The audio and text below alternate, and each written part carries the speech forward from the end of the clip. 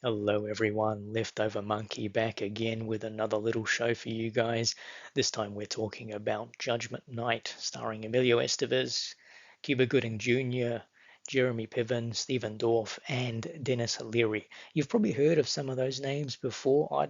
I'd say they're very respectable B-grade actors, and at times they hit the A grade during their careers, but they're all in this little gem of a film. They say this is one of those run all night style films, but in my opinion, it's a boys' night out film like Superbad or the Hangover trilogy. But the point of difference here is that this isn't an all out comedy. This goes more towards that action, thriller, worst case scenario type style. And it's actually a genuinely fun time. It's a really cool watch. It surprises me that this film doesn't get a little more love. So I thought I'd put it out in the spotlight, let it have its moment. So this film, uh, what's it about? So you've got the group of friends, Emilio Estevez, who I guess was the leader of the group when they were younger, but is now turned into the family man. Cuba Gooding Jr. He plays the playboy of the group and seems to be living his best life. Jeremy Piven was most likely the kid that always tried to show off and look for validation from everyone else. And then you have Stephen Dorff, who plays Emilio Estevez's younger brother, and he's the hot-headed troublemaker.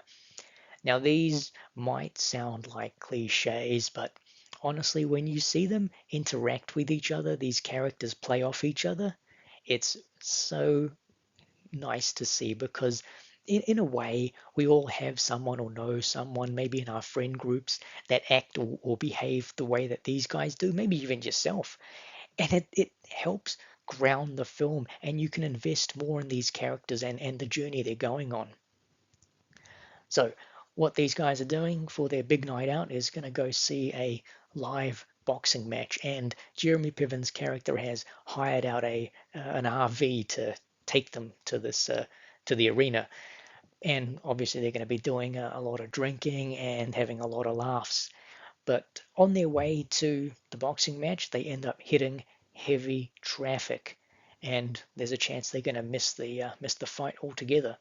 So they decide, you know what, let's take a detour, and unfortunately they end up getting lost in what you would say or what you'd call the poorer side of town, the low income welfare or ghetto, whatever you want to call it. It's a place that this group of friends would not have driven through before, and due to some pretty bad luck, they end up becoming witnesses to a murder, and this is where their nightmare begins. Look, I think this film is way better than the critics have rated it. I personally give it a 7 out of 10. It's such an underrated 90s film. And look, I'm going to give a couple of reasons as to why I think this deserves a fair shot. Firstly, the cast. They all do a pretty cool job here. No one's, dropping the ball at all. However, Dennis Leary, who plays the bad guy in this, he's just electric. He is having fun, and the dialogue he gets is next level. It is honestly some of the best dialogue for a 90s B movie I've ever heard. I mean, Oscar nominated films, would pay to have dialogue like this. And I'll give you just a little example, okay? And this doesn't spoil anything. There's an interaction between Leary's character and a youth gang leader where Leary needs some information and is about to give the kid some cash to get that info. The kid looks at Leary and says, "I can't take your money." And Leary responds, "No, you can't take my money, but you can take my money." It's a subtle yet dominant line. At that moment, you know who has the upper hand, who's in charge. And then that is followed up with Leary handing over the cash. And and the kid looks at him and goes, That that money's got blood on it. And Leary hits back. You ever see any that didn't? I mean, these are some very, very slick lines. These are top-notch lines. And that's just a small interaction I'm giving you. There are moments of dialogue throughout the film that are just as effective, and not just from Dennis Leary's character. Others have, their moments to shine as well. Now, the other thing that really lifts this film is the tension. There are very few films that ramp up tension like this one did. I'm talking top tier films would struggle to reach the same level, yet Judgment Night does it often, and there are actually three big moments. And for those who've seen the film, the moments I'm talking about are in the train yard, the apartment building, and in the sewers.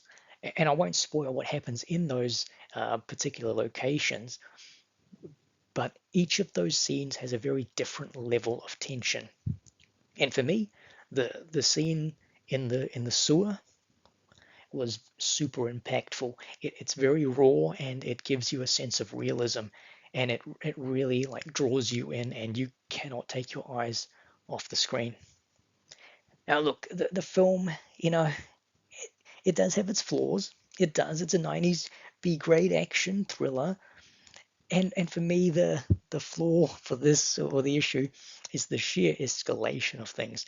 Like I mentioned earlier, the group of friends, they become a witness to a murder, but it's pretty much an execution. So Leary's character, I guess, executes a fellow gang member who he's accusing of stealing money.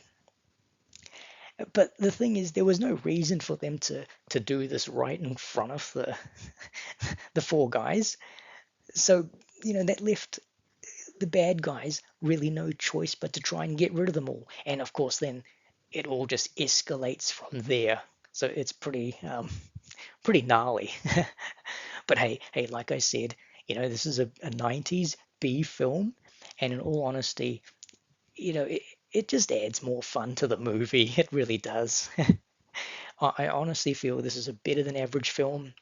It's got some solid dialogue, some excellent tension. If you haven't seen it, I highly recommend checking it out.